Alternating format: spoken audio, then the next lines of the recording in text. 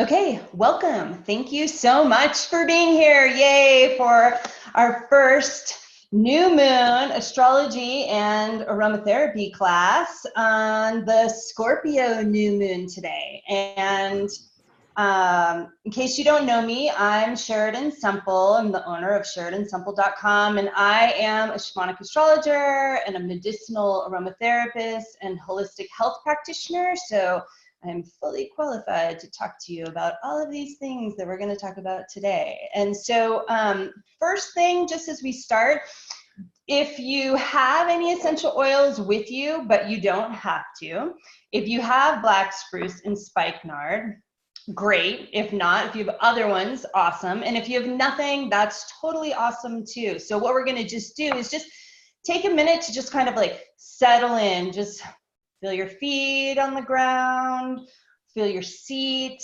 just let yourself ground and kind of just drop in. If you do have any essential oils, then let's go ahead and anoint yourself with them. So wherever you feel drawn to, you could put them on your head, your heart, your tummy, whatever, wherever you feel drawn to. And this one is the first one we'll talk about today. Black spruce is what I'm putting on first, which we'll learn, but it's very grounding. And then I have a little spikenard, so I'm going to kind of oil myself up with everything. And then we'll use that scent that connects us into the plants, connects us into the earth, to just help us start to drop in, ground a little bit, and just start to feel your energy drop into the earth, and at the same time feel the earth energy come back up to meet you. So you're breathing into the earth, at the same time the earth is breathing you in and breathing into you.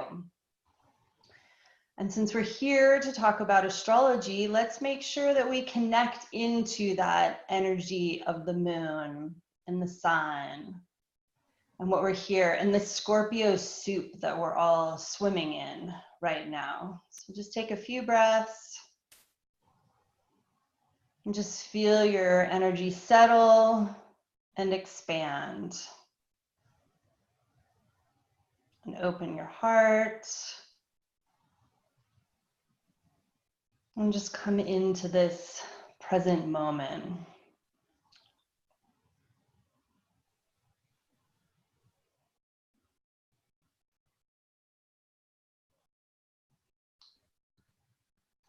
And then let's start to talk a little bit about the moon, the new moon.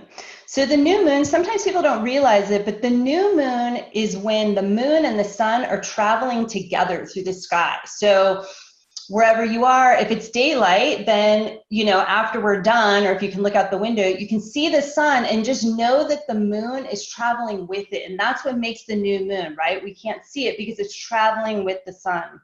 Where the full moon is on the opposite side, right? So that's why it's so bright and we can see all of it, because the sun is shining on it so brightly. So sometimes people don't realize that, but I think it's kind of cool to know at that new moon time, when you look at the sun, the moon is there. And what happens is the moon is, what the moon does, whatever it's close to, it kind of amplifies and activates that energy, right? So right now, the sun and the moon, because they're traveling together, are both in Scorpio. So because it's the new moon, it amplifies and ramps up that Scorpio energy. And the new moon is a great time. We consider it to be the very beginning of this moon cycle for a month, right? So it's this time that you plant seeds, set intentions for this moon cycle. So that's what we'll do in our ceremony at the end. And from a shamanic astrology perspective, I just wanted to clarify something, because people always ask me, why is it called shamanic astrology? What makes it shamanic? And what it is that shamanic astrology was started by a man named Daniel Giamario, and he got this hit download in this vision quest to take astrology back to the place where it's really started, by looking at the night sky and knowing where everything is, right? So we would know it was the new moon if we were tracking the moon every night and we saw it was full and then it started getting smaller and then we couldn't see it anymore. We'd know it's the new moon time, right? So that's what shamanic astrology is about, is really like knowing where everything is in the sky rather than I can just go online and look and see, oh, the new moon is in Scorpio and read from a book what that means. I can go out and know why it's in Scorpio, what's happening, that type of thing. And another thing that's unique is we don't say like the sun and the moon are exerting this like Scorpio influence on you, right? It's not that the planets are doing something to us. It's from that old, it's considered the emerald tablets that Hermes wrote, that as above, so below. So sometimes people have heard that saying, sometimes they haven't.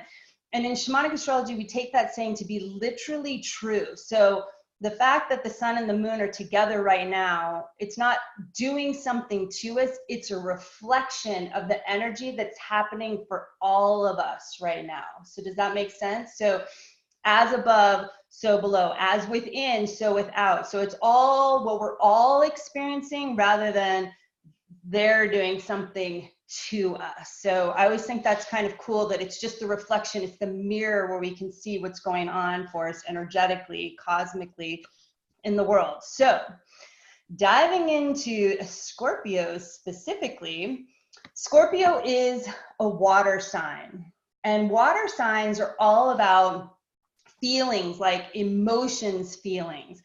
And Scorpio in particular is really all about feelings the deepest, the most intense. Scorpio is really into like the power of feelings, the entire range of feelings. So it's not like just happiness and joy, it's sadness, rage, joy, ecstasy, all of it, right? Scorpio likes to go through the full range of all the emotions and feel them the deepest they possibly can. It's the feelings is really empowering to Scorpio.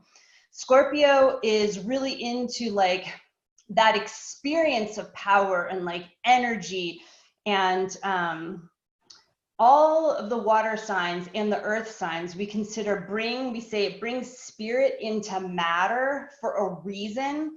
And Scorpio does that to like feel the energy, like run the energy of it, the life force energy, right?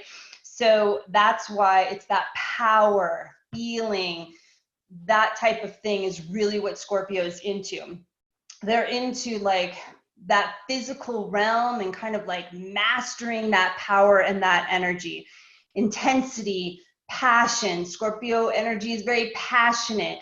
It's really into like aliveness, the edge, pushing the edge. Scorpio is the sign that, you know, pushes the edge until it kind of goes a little too far and looks back and goes, oop, that's where the edge was, as I'm like free falling because I went a little bit past it. That's a total kind of Scorpio thing. They want to know where that edge is all the time. They're not really into like, they want to go like beyond what's comfortable. What's safe and secure, what's easy and predictable, right? That's just too kind of like, they like their pendulum to swing from both sides to the full extremes. This middle part, not so interested in that for Scorpio. Another thing that we talk about with Scorpio is that Scorpio is really into like death and rebirth themes. And so in our current culture, we can be like, ooh, death is bad, right? We're not into that. Death is like creepy, you know, but it's not about that. It's more like they're into going into like the shadow side of things, the underworld, we could call it. And through that, bringing that into the light gives them that maximum feeling, intensity, experience, that type of thing. So it's like, if I'm suppressing something, it's in the shadow, but it's taking energy for me to keep it in the shadow. But Scorpio likes to go in and kind of, you know, excavate and dig that up, because then it frees that energy so they can have that maximum aliveness and intensity through that healing and bringing that shadow to the light. And because of that, sometimes Scorpio can be what we would call a shadow magnet. So they could kind of trigger the shadows for other people, because not everybody's so comfortable with that zone. So you could kind of, as a Scorpio or in that Scorpio type energy, be like, whoa, geez, why is everybody like throwing all their crap at me? And it's because it gets triggered, that shadow work. Scorpio's triggering it because they're okay with it and other people aren't. They're like, ooh, so it freaks them out and they kind of start projecting, right? But ultimately, the gift of that is for Scorpio to deal with any unresolved shadow stuff for themselves so that they can integrate it and have that maximum energy, aliveness, experience, passion that they're so into and going for. Scorpio is also a lot about like developing a really strong individuated self, boundaries, exploring like their desire. So Scorpio is known for, you know, deeper feeling things like tantra, sensuality, intimacy kind of is their path, their spiritual path. Sexuality can be a part of that as well.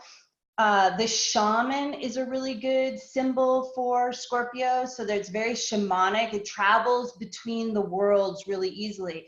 And we'll talk about it in a minute, but that's like the timing of the year right now, right? It's the fall. We're seeing, you know, the plants, the insects, things like that are going either dying completely or they're going into that really dormant state. For ultimately, you know, we come to the winter solstice and the light starts to come back for that rebirth that ultimately happens in the spring, right? So that's that symbol, that circle of Scorpio as well. Let's see. So a couple of like, I'll just say a little bit of like the shadow side of Scorpio when it's not getting expressed, because sometimes if we're swimming in that soup of Scorpio right now, we can feel some of the shadow side. It's not always just the exalted Scorpio, right? That's part of what we're here to learn about and go through.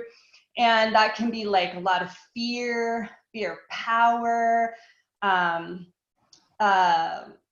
unhealthy secrecy, addiction, a real attachment to desire. So some signs are really in fashion and some signs not so much. And so Scorpio is one of those signs that's not as much in fashion, where like we're freaked out by death, we're freaked out by deep feelings, we're freaked out by you know, like traveling between the worlds, where, you know, these kinds of things, that passion, the intensity, pushing the edge, right? That's stuff that makes us feel uncomfortable as a society, generally speaking. So Scorpio can kind of get shamed, and people that have a lot of Scorpio in their chart might like suppress that because it's not accepted in their family, society, at work, whatever it is. And so there can be that element of like, I have to hide who I really am because it's not okay and I'm not getting like loved for it. But ultimately, Scorpio is amazing because you know, we don't have a lot of juice in our lives if there's not that intensity of experience, if we're not having that bliss, that type of thing. So I'm here to advocate bringing Scorpio out of the shadows. And so the aromatherapy that I picked to go with it is two things, and and why would we even do aromatherapy with astrology?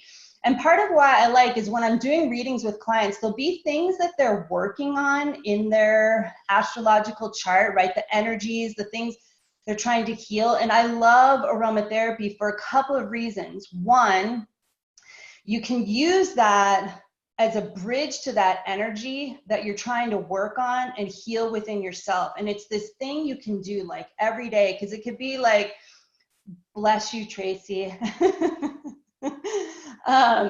It can be where, let's say, like I have some Scorpio in my chart, and maybe there's parts of it that I'm having a hard time, right? I'm keeping in that secrecy or that shadow. If I use an essential oil every day that connects me to that energy, that's much more physical than just like, oh, I know I need to like work on my Scorpio stuff, right? That's so esoteric and like mental. So I like that the essential oils can make it really like physical, and you smell it and you do it every day. And then energetically, it can really connect you into that energy, because the way that I work with essential oils is in a very shamanic way, where you're like fully connecting to that energy of the plant, the deva, the spirit of the plant, which is perfect for us today because the shaman is, you know, Scorpio. So it's perfect to incorporate the aromatherapy this way. We will with all the signs, but today is really awesome. So black spruce, and I'm just going to share my screen so we can see just a couple pictures of the plants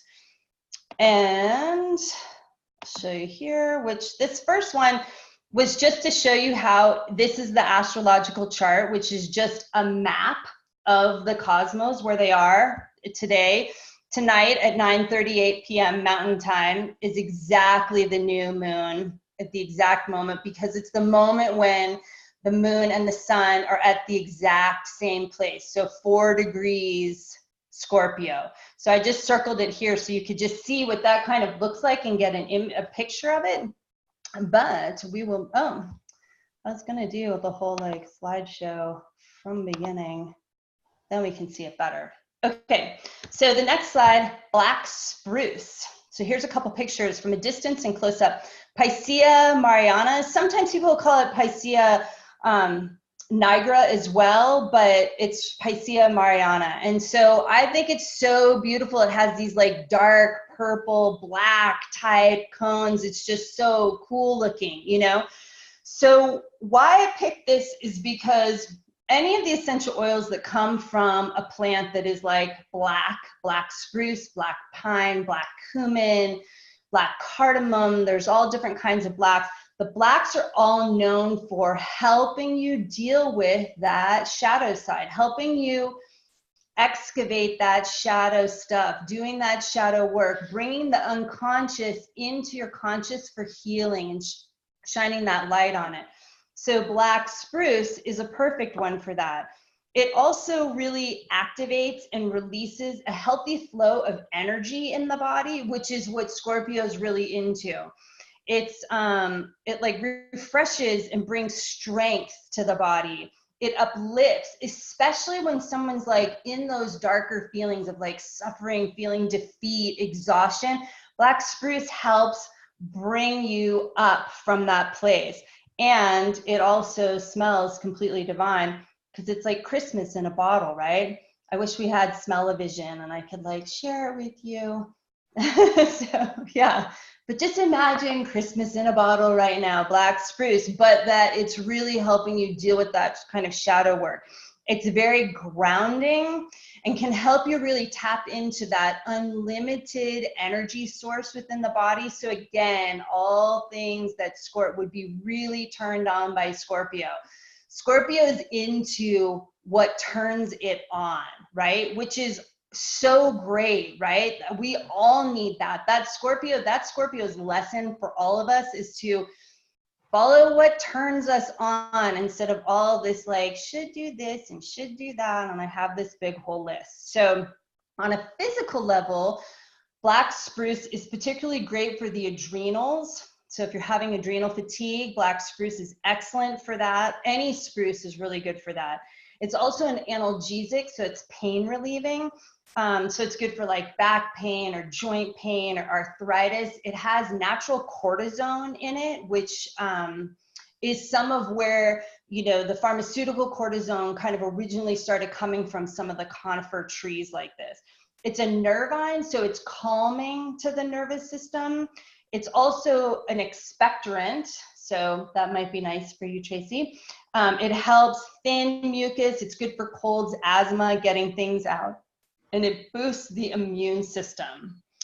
Okay, the next one is Spikenard. And so check out this. It's a totally different looking plant. Oh, and I was gonna say too, black spruce is a native North American species. So that's kind of cool. It's a tree that just grows here, and it's widespread across like Canada and like the really northern parts of the United States, like Alaska, the Great Lakes, or the upper Northeast. So just so we know, I think it's kind of cool to learn a little bit about the plant itself because it can be really disassociated from that when it's just this experience in a little bottle. And then Spikenard, which this name is very hard to say. Nardo, it can be shortened too, but like Nardo stachys jatamansi is the Latin name for spikenard.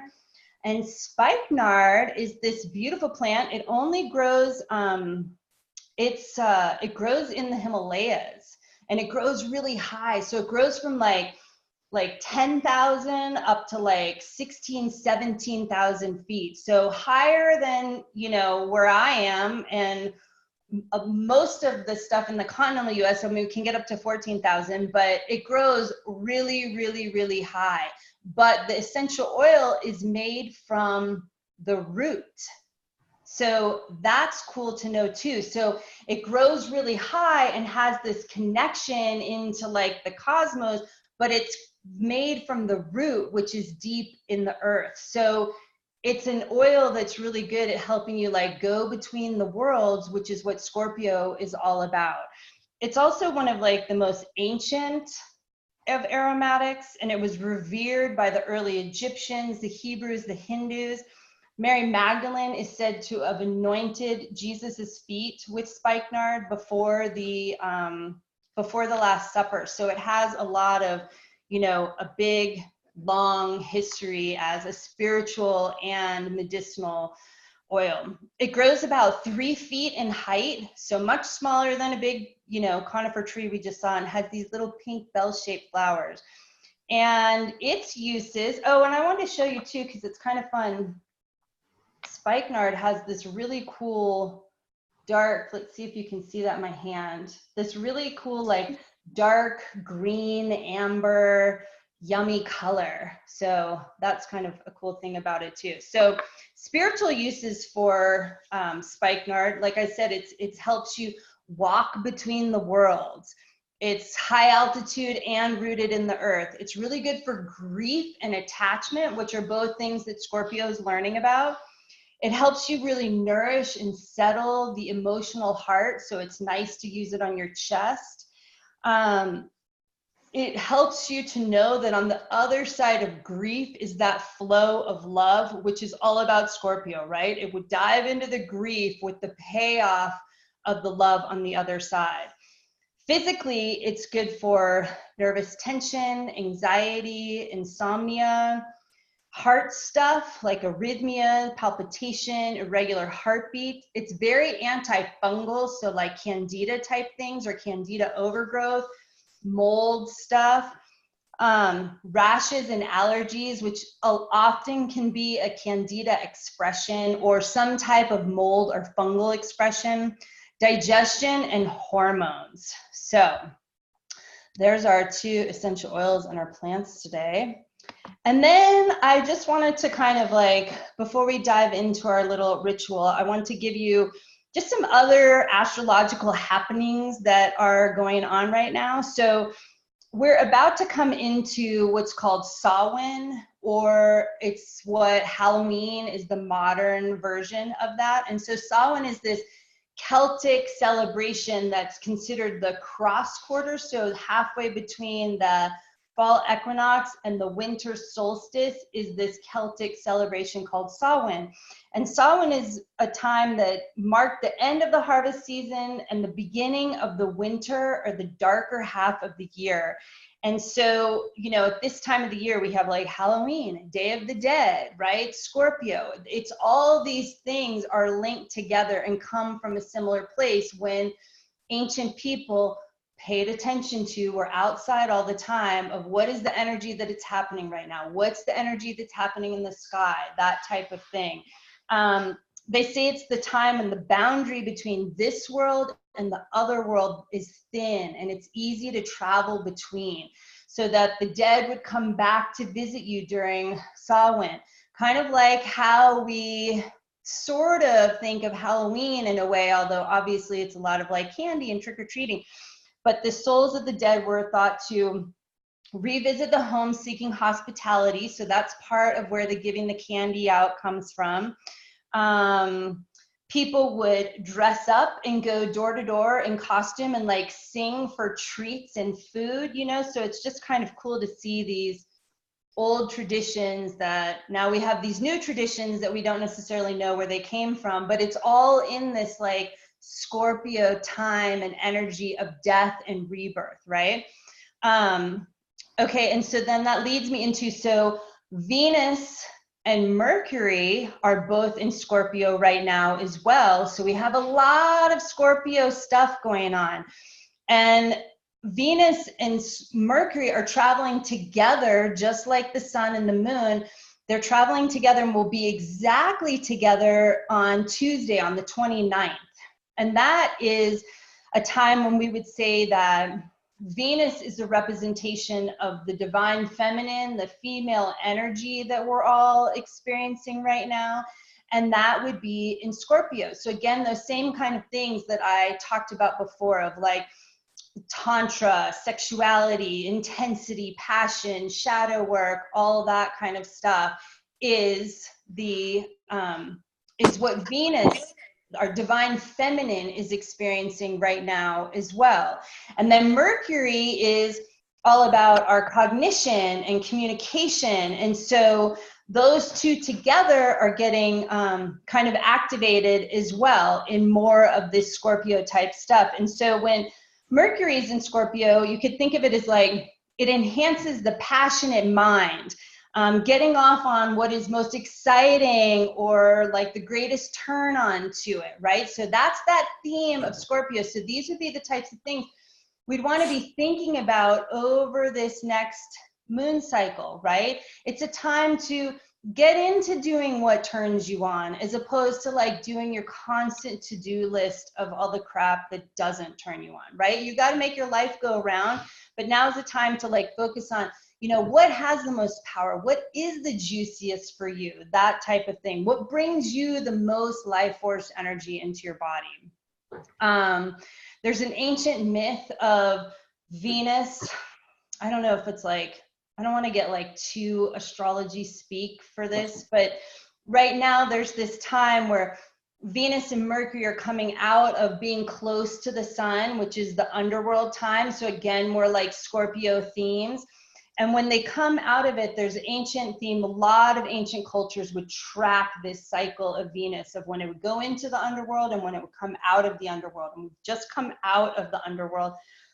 And we say that on Tuesday, when Venus and Mercury are right together, Venus is also right together with the crescent moon that same day. And we would say that from that myth, Venus is going back up into her full power at the second gate. So it's the time of the second chakra is what they considered it. So that's like more kind of power stuff, creativity, money, aliveness, love, sensuality, sexuality. So you just see these like themes are like layering on top of each other right now. And that's mostly what I'm wanting to really communicate. And then the last thing I'll say, and we'll go into our little new moon ritual, is on Halloween, Mercury in Scorpio goes retrograde. And so it has this, you know, Mercury going retrograde has this time of like, oh God, it's so bad. All this bad stuff happens and my computer dies and my phone won't work.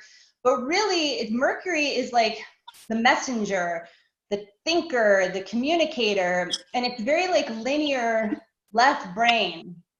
But when Mercury goes retrograde, it becomes right brain. So that's why it can be really hard for us if like we're really linear, which I'm a very linear type person. It'll be like, ooh, gosh, but it's a cool thing because it's this time of being more right brain where it's time to be creative, you know, express those things that are like the second chakra, express that Scorpio-ness of not needing to have everything figured out, feeling, being in emotions, all of that. So that's what is going on astrologically with the new moon in Scorpio, everything here today. So now I'd like to move into doing a little new moon ritual. So we talked about the new moon is this time to set intentions, plant seeds for this moon cycle coming up, right? So I think sometimes when we do these type of ceremonies or rituals, we can be like, I need to set all the intentions for everything I'm going to do for the rest of my life right now. I feel like there's this like pressure to do it all, don't miss one, don't screw it up, right? So I want to like take all that pressure out of this, and let's set like one intention for this 1 month moon cycle. Okay, you're welcome to set more, do whatever you want to do, but I just invite you to think of one seed you want to plant, one intention you would like to try and bring to fruition or like get started. It doesn't have to be a be all end all, just in this 1 month moon cycle. Okay, so I'm just going to take a couple minutes here. You could write it down, you could think about it, whatever you want to do, just come up with what that one seed you want to plant intention is, and then we'll move into the next part, which is really fun, I think. Okay, 2 minutes, go.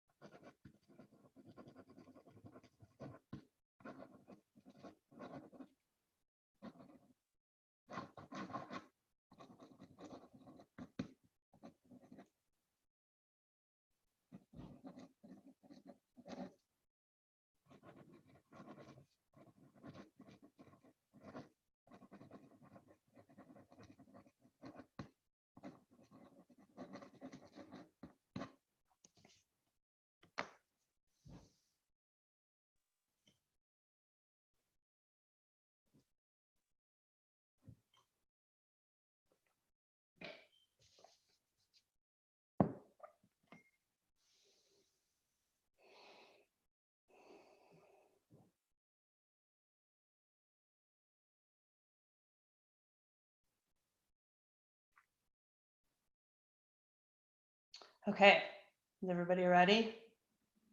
Thumbs up. Everybody's done. Okay, so now, because Scorpio is a water sign, we're going to do a little bit of a water ritual, which I learned from one of my aromatherapy teachers. So I love this. And you can take your tea or a glass of water, whatever you have that has some water in it. And we're going to just take a moment and you're going to whisper your intention, the seed that you're planting in any way that you want to, into your glass of water, and then we're going to drink it, right? So we're going to whisper it into the vibration of the water, and then we're going to bring the water into our body, Scorpio water. Okay.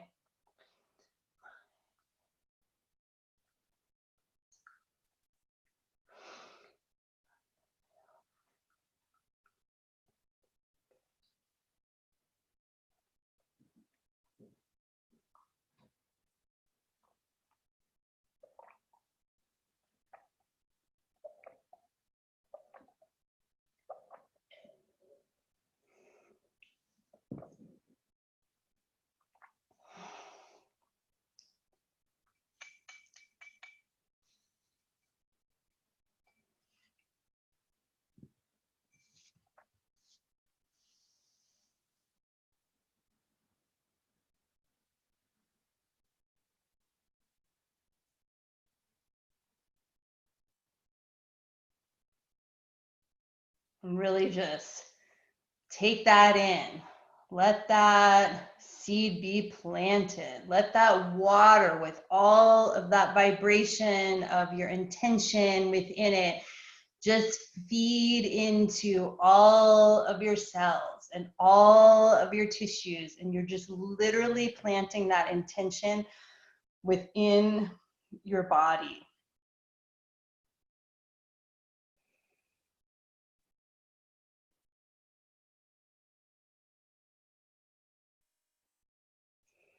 And then I would love to hear I'd love everybody to share a little bit about what their intentions were, and if you feel like it. And we'll talk a little, but I'm going to go ahead and end the recording here so that we can just talk privately and not have the recording of everything you say go out to a bunch of people you probably don't know. But before I do end the recording, I just want to say, for anyone that's listening to this later, thanks so much for taking the time and listening. And we'll be doing this again every new moon. So the next new moon is on Tuesday, November 26th. We'll meet at the same time, 4 Mountain Time. And it's the Sagittarius new moon. And we'll learn about Sagittarius and things going on at that time, and essential oils that can support that Sagittarius energy.